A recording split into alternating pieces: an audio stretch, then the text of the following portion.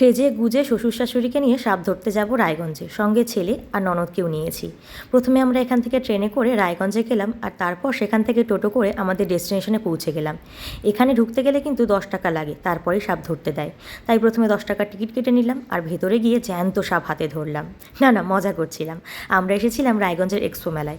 সেখানে এসে ভিহান তো ওর দাদুকে প্রায় নাজেহালি করে দিয়েছে।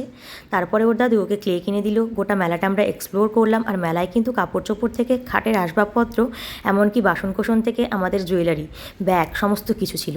সব চোখ ধাঁধানো কালেকশন দেখে তারপরে আমরা হাঁপিয়ে গিয়ে একটু মোহিতো খেয়ে নিলাম। আর মোহিতো খাওয়ার পর ভিহান একটা রাইডে উঠলো, আর তারপরে খুব মজা করে রাইড করলো। আর তারপর সেখান থেকে আমরা চলে এলাম টোটো করে স্টেশনে। আর সেখানে এসে তো বৃষ্টির সম্মুখে পড়তে হলো। বৃষ্টি হলে কি হবে, আমরা শাশুড়ি বৌমা কিন্তু বৃষ্টির মধ্যেও জমজমাট রিল বানিয়েছি স্টেশনে। ভিডিওগুলো দেখতে হলে আমার চ্যানেলটা সাবস্ক্রাইব করতে ভুলবেন না, আর ভিডিওটা একটা লাইক করে দেবেন। দেখা হচ্ছে আগামীতে নতুন কোনো ব্লগে। বাই।